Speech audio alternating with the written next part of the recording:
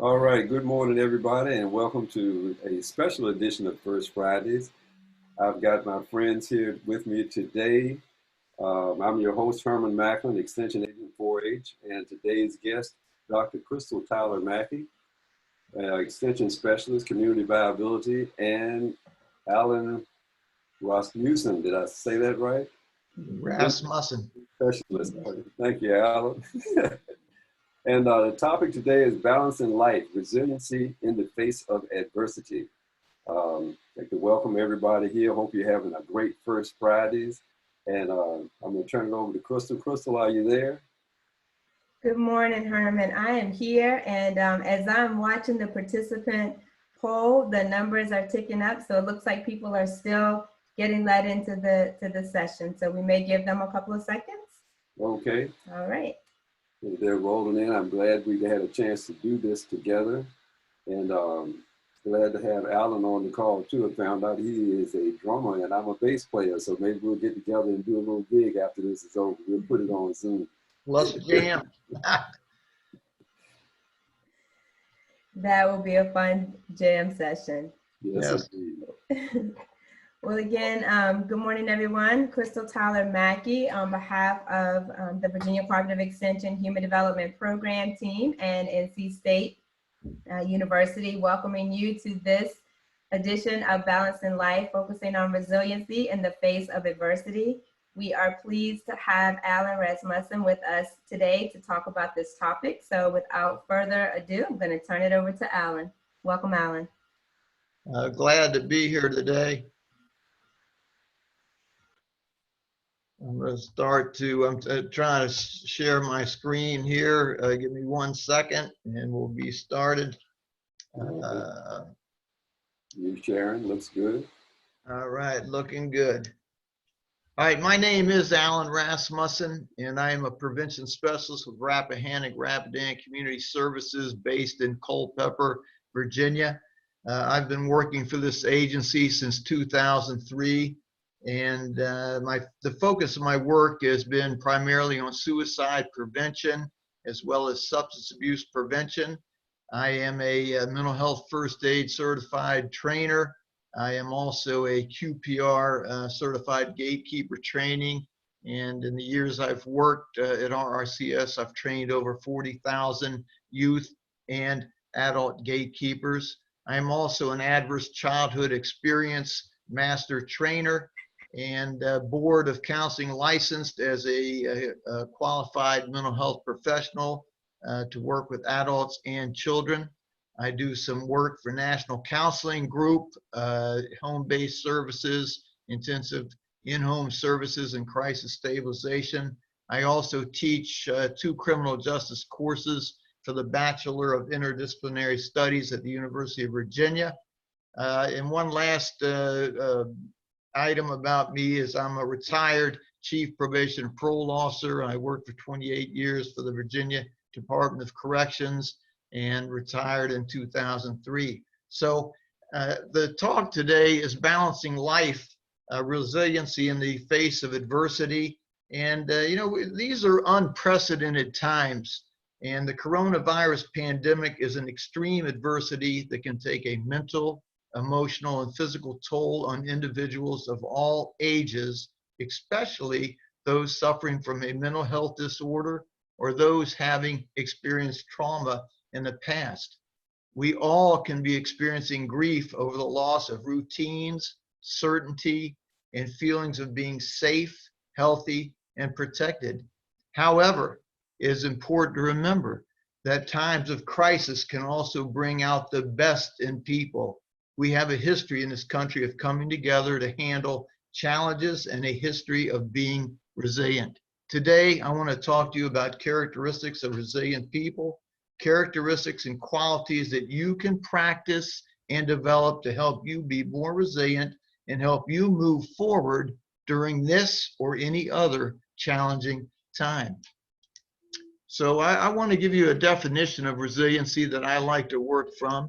And resiliency is a person's ability to absorb high levels of disruptive change, bounce back, and even excel in times of change and uncertainty, and that is without acting in dysfunctional ways. Now, that's a powerful statement to be able to excel in times of change and uncertainty and keep moving forward. Resiliency is definitely a here and now concept. The time is now. We're not going backwards. Time is moving forward, and we need to adapt, adjust, evolve, and keep moving with it. Learn from the past, grow, and move forward. Goals of resiliency.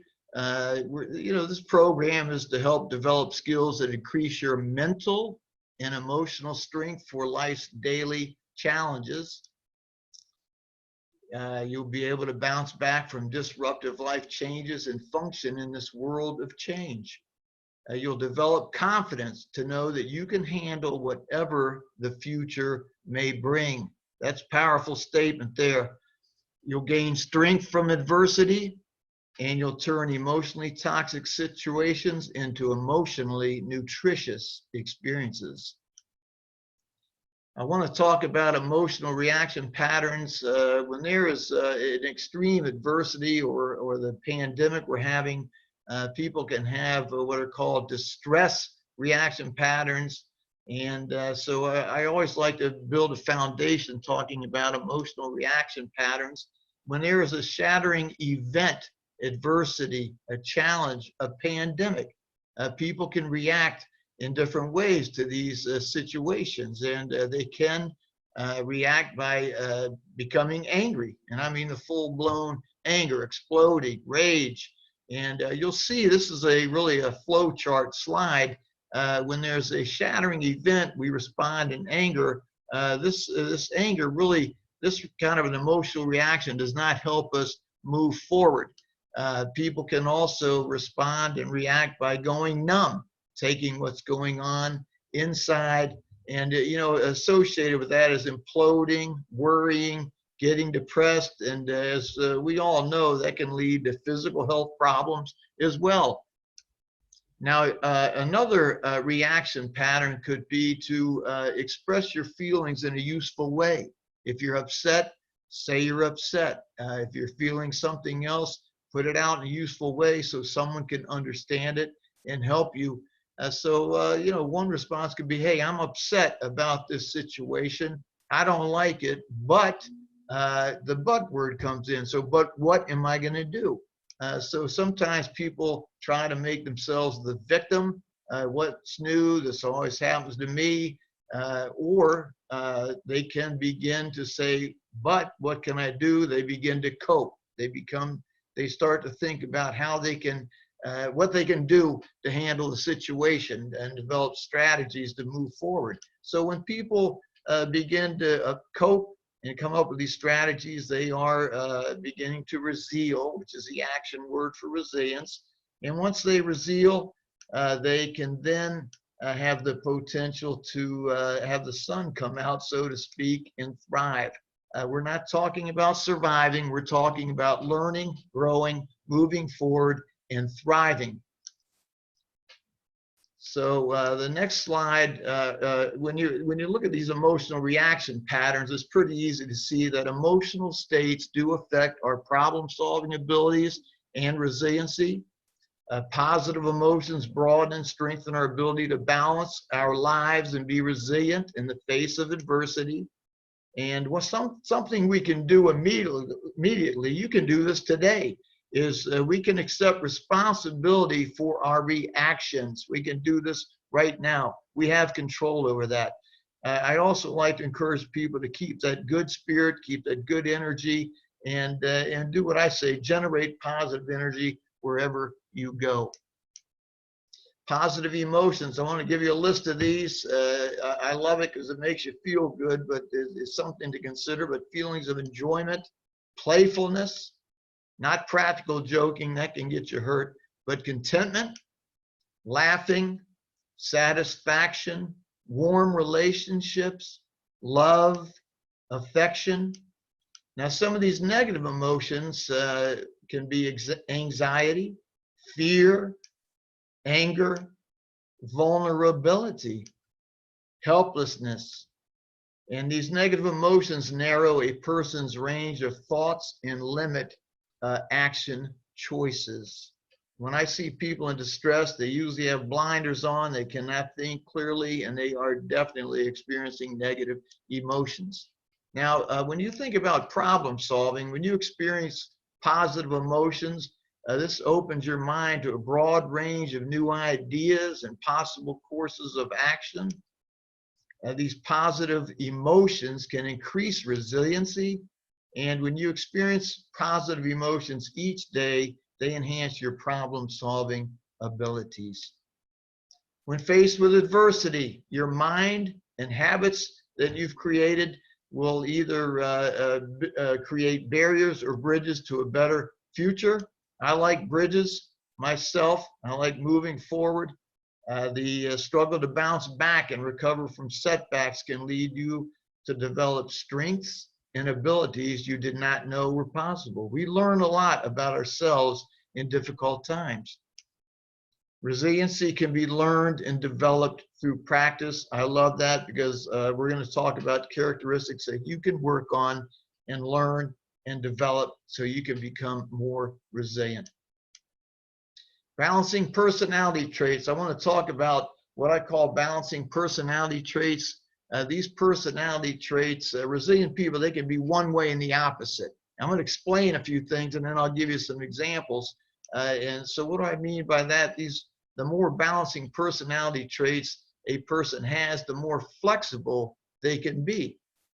These balancing personality traits can be opposing. I'll show you, like I said, some examples in a second. But resilient people, they become a function of the situation they are experiencing, the situation they are in, and they respond with the flexibility they have by having these balancing personality traits. These balancing personality traits also improve their chances of successfully handling any situations that develop. So let me give you some examples of balancing personality traits. Serious and playful. If someone was serious all the time, I hear individuals say, oh, they'd be boring, or they would be good to have around if there's a problem. But to be serious all the time is not the best way to go. To be playful all the time. People usually say, hey, they can't get anything done because they can't be serious. But when you balance these two out, if I can be serious, I can be playful, I can focus when I need to. When there's an adversity or an issue that needs to be addressed, I can get serious, work on that, develop strategies, make that happen. And then I know that I can also, when I get that done, it's important to rest and recover, be playful, have some fun, and get my good energy going back again. So the next time I have to be serious, I'll be ready. Other examples: gentle and tough, optimistic, pessimistic, trusting and cautious. I use that a lot when I talk about relationship building. If you trust all the time without being cautious, you can get burned in a relationship. If you're cautious all the time, you're never going to experience life. So selfish and unselfish, self-appreciating, self-critical. Those, I want you to think about those and support and validate the opposing qualities of each. And think about yourself. How many balancing personality traits do you have? Deep optimism. Resilient people definitely have deep optimism because they know when they are optimistic, they have better energy, they feel more self-confident, they look forward to the future, they do not feel trapped or discouraged. Something you can do is reflect on how optimism has helped you through difficult times in the past, and I'm sure you're going to find that it helps. I also want to talk about taking charge, and that's taking charge of your life. Resilient people do not believe in stress. They understand that people do say, hey, I'm stressed, but resilient people take the mindset that they believe in strain versus stress. I want you to think about an athlete who works out. They strain muscles. When they're done doing that, usually they ache some, so they rest and recover. Those muscles get stronger. They come back. They have more stamina, more perseverance, and so it makes them stronger. And so strain versus stress. Strain strengthens and challenges you. So when you're experiencing something, look at it like I'm being strained. There's something to be learned, something I can grow in myself by doing this. I can make myself better and stronger. Stress is your reaction to things. And on that reaction pattern chart, you saw that is definitely that victim blame syndrome. Nobody wants to be or needs to be a victim.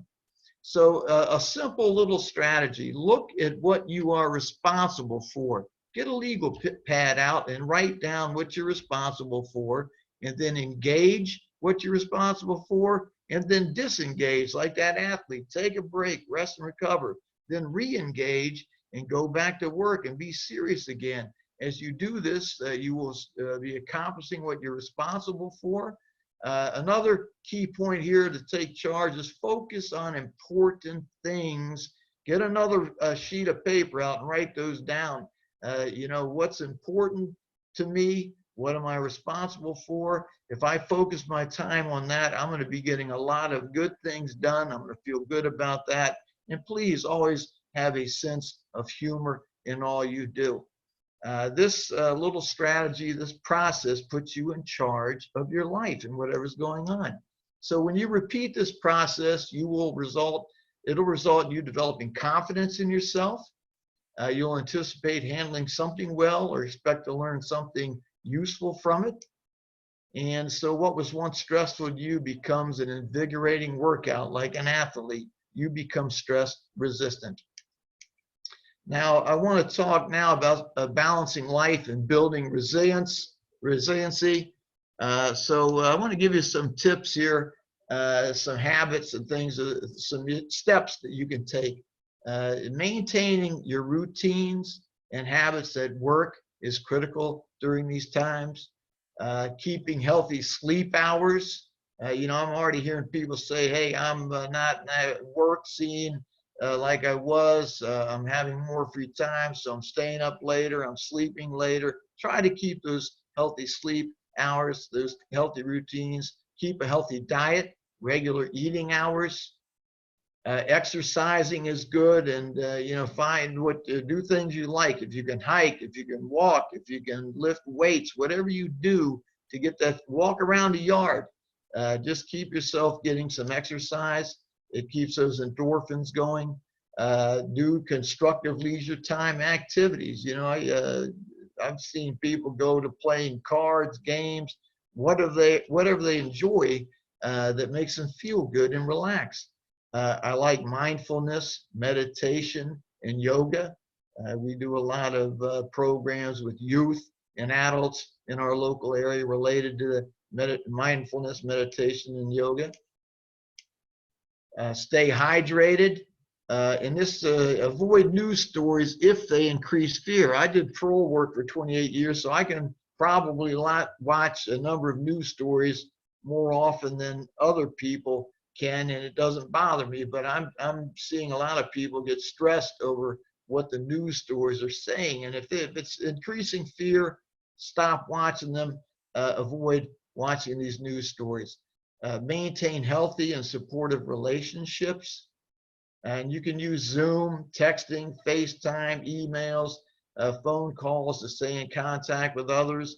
I heard something the other day, and this FaceTime and Zoom is great because instead of just doing an email or talking on the phone, it's nice to have that face-to-face contact, even if it is on a computer. It makes me feel good when I'm seeing, you know, Crystal and Herman. It makes me feel good. So make a plan day to day, moment to moment, to stay focused and purposeful in all you do. Take charge of your life like we talked about. Use your balancing personality traits. And remember, you are not alone in this crisis. Remember deep optimism. Always try to find the positives in what's going on. And express your feelings in a useful way. If you're feeling something, put it on the table, express it to someone you know will listen and understand and may be able to help you. Develop support systems and definitely get professional help if needed. Now, I wanted to take some of the time I have left to talk a little bit about mental health issues. We all may feel vulnerable, especially individuals suffering from mental health disorders or having experienced trauma in the past. We need to be alert to any impact this pandemic may be having on any of us, and be alert to warning signs such as changes in mood and behavior. Warning signs are what we see. Symptoms are what someone is experiencing. We will not know what someone is experiencing unless we talk with them and explore the signs we see. I always encourage people to not be afraid to approach someone you are concerned about and ask, what are you feeling? What are you experiencing? And then say, you know, I care about you and I want to help. Be supportive. And I do, in the gatekeeper training I encourage people big time. If you feel like this person is under some major distress and you're very concerned about them, do not be afraid to ask the question, are you thinking about suicide? And if they are, they'll likely tell you they are. And if they're not, they'll likely tell you they're not. And if they are, it's critical to link them to appropriate resources and definitely call 911 in cases of emergency. Now, with that said, I want you always to remember healthy habits improve our problem-solving abilities and help us to balance life and be resilient in the face of adversity. Now, I'm going to turn this back to Crystal, and she's going to have some information about appropriate resources to help people. Thank you all very much. Yes, and that was very, very enlightening. I mean, sometimes those things you think you know it, you think about them and you talk about them, but to hear someone else say it, to hear you say it, watch the slide presentation sort of reinforces it. That was great. That did me a lot of good. You know, sometimes we know these things, but we don't practice them because we're too busy focusing on the negative things that are going on around us. So that was absolutely great. Thank you very much. You're welcome, Herman. Absolutely. So if people have questions for Alan, this is the time. Please put those questions in the chat box. We'd love to hear what your thoughts are and what your needs are. And Alan, there are people who are thanking you for your presentation. We've also posted in the chat box some information. We posted the National Suicide Prevention Hotline number there, as well as a helpline. And I have a few additional resources that we will share coming up on the slide. And Herman, if you'll help me monitor if there are questions that come into the chat box while I pull up my screen share. All right, I'll be glad to do that. Thank you.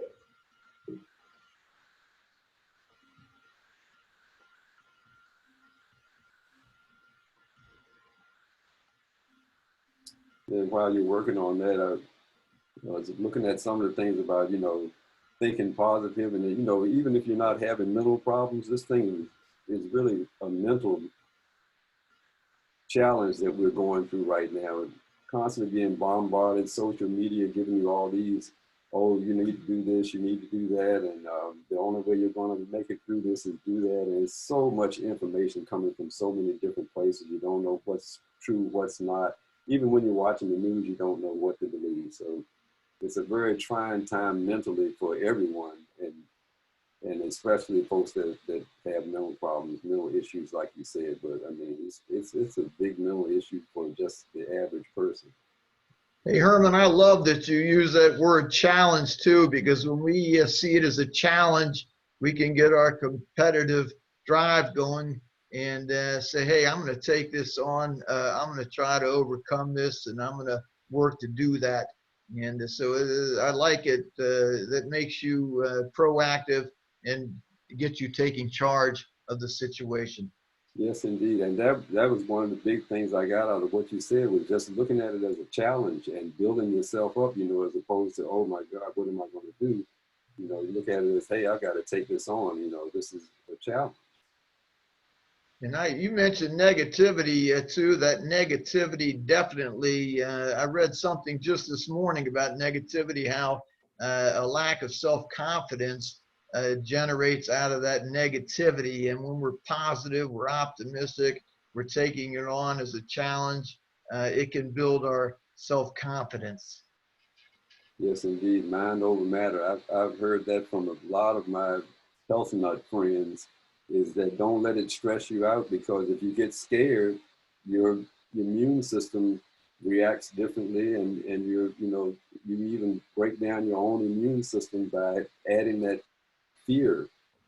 Take it on as a challenge. Like you said, get tough, take it on head on, and cast that fear aside. Yes, sir. So Alan, I see a question for you. Do you have any feedback specifically for managers working to encourage their teams? Feedback to encourage teams. Yeah, yes. Having been a supervisor for a number of years, I'm a 1-minute manager, by the way, but I always like to look at my staff each day, be available to them, and practice this same concept of what are you feeling, what are you experiencing, how is this situation affecting you, what do you need, and always be there to help them and be supportive. I mean, and I always love in an office setting when you go to people each day and tell them how valuable they are to you, how important they are, and when they do good work, to be sure to let them know that as well. So that builds self-esteem, self-confidence, to let you know that you're available and you can access whatever help they need, but you want to support them. There's another question asking about whether or not there's a difference between a helpline and a hotline. Did that, you want me to take that? Yeah, you can take that. Sure. Yeah, I think sometimes they're used interchangeably, but when you say a hotline, you really are specifically talking about someone that is in an immediate need, a crisis need. So sometimes a helpline will also provide that crisis intervention. Sometimes the need isn't at an emergent crisis, and so they may call that a warm line, like what the Virginia resource that we have listed here that's specific to Virginia is a non-emergency warm line. So you can call and find access to resources when there is a little bit of time in which you can take a moment to access the resources. As Alan mentioned, 911, we all know that's our immediate emergency. But the suicide prevention line is a hotline. It's when you call and you can get some immediate intervention and follow-up resources. There's another question. What are some coping techniques if you're directly impacted by COVID yourself, either having it or caring for others? What some coping techniques if you have it and you're caring for others? Or you're caring for someone who does. Who has it. Yeah, you need to just keep yourself calm, keep yourself focused, keep yourself in that moment and do what you can do to stay strong. Get anyone that you can that could be of support to you and encouraging, but that goes back to that stay in the here and now. Try to avoid the fear, the worry, and keep your mind focused on purposeful behaviors and what can I do that'll work. Educate yourself, talk to people maybe in the same situation, get some advice, but come up with a strategy and implement it and stay focused and be strong. Right. So there are people who are communicating in the chat box saying, some of the pieces and the things that you're saying are right on. They're saying they've had some of these experiences themselves and have done some of these things. There's one final question that we'll put out there for the sake of time. And then I want to share with you an upcoming session that we're going to do for an hour. For those of you who are on the line, we have an hour-long session on Wednesday going a little deeper into this topic. But the last question, Alan, I want to pose is, what do you do when you're a super extrovert, is what it says. And essentially you're sort of, at home. Let's see. You're a super extrovert, used to always moving around, interacting, and now you're mostly home, and even daily walks, store runs aren't really working to uplift you. What do you do? Well, again, I'd be wanting to ask the person, what exactly are you feeling? And I hear that you're experiencing, I can guess that you're feeling trapped. You need to get out. You're feeling confined. And I don't know if that goes to where there's panic creeping in with it, but I do talk to a lot of people that it can work up their anxiety. It can work up depression. People feel like they're confined and they need to get out. So I would find someone you can talk to, express what you're feeling, and if it's overwhelming, look to maybe get a professional to talk to you as well with some coping skills. Great, thank you. So as we are winding down our time, I want to remind those on the line that we are hosting these Balance in Life sessions at 10 a.m. on Fridays. The next one, next Friday, we'll be talking about some self-care, so treating yourself. And we'll have, different ideas and strategies that fit for, different people's personalities and things that you enjoy doing. But in the meantime, recognizing that this subject matter on resiliency is an important one to talk about, and one that could go a little deeper for those who are looking for more tips, strategies, ideas, and information. We are hosting an hour-long session this Wednesday, May 6th, that will go from 10 a.m. until 11 a.m. And it will cover both teen and adult mental health strategies and support services. And so look for that link. If you are on this session, we will send a registration link to you for your interest and ask you to share that widely with your communities. And so at this moment, I'd just like to say thank you to Herman for hosting us on the First Friday session. Thank you to Alan for such valuable information. We will have this recording available and posted both on our internal First Fridays site on our intranet, as well as publicly on our Virginia Cooperative Extension website, as well as being able to find all of the previous recordings of the Balance in Life sessions. So thanks to everyone for joining, for participating. Thanks to Alan for your useful, very helpful and relevant information for us today. And Herman, is there a final closing? Well, yeah, there is. And I want to apologize. I went into the Q&A section because I noticed we weren't monitoring that. And there was a question in there about working with a group home who everyone's been locked down since the middle of March. Any suggestions for what she can do to help the anxiety and all that's building with the members of the group home? I don't know if we could put that in the Q&A section, or if you want to make a quick comment about that before we close out. I'm going to go back to the, keep with those questions. What are you feeling? What are you experiencing? Try to get activities, group activities, games, ask them for ideas, involve them. But it makes it tough in these situations, but there's things that can be done, some activities. And we have, I tell you, the word comes to my mind, and I'm reading a lot about it during these times. We really have to work to be creative. And a lot of times we don't get to do that in the normal course. So this is one of those positive things coming out of this challenging circumstances. We can learn to do things differently, be creative, and try new ideas and get some input from the members of the group home. See what they can come up with. Yeah, I totally agree. Passing the ball to them, hey, what do y'all want to do? Come up with some ideas, some brainstorming, and that's another activity. Yes. Great.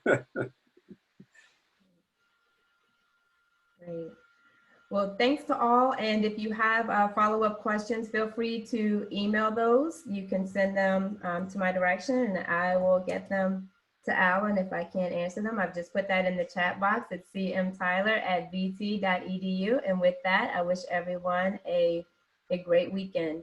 Thanks all. Thank you, Crystal. Thank you. And hopefully we'll see you Wednesday. Yes.